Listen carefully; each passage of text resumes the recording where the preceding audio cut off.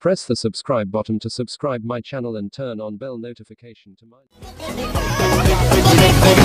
दिल पे पत्थर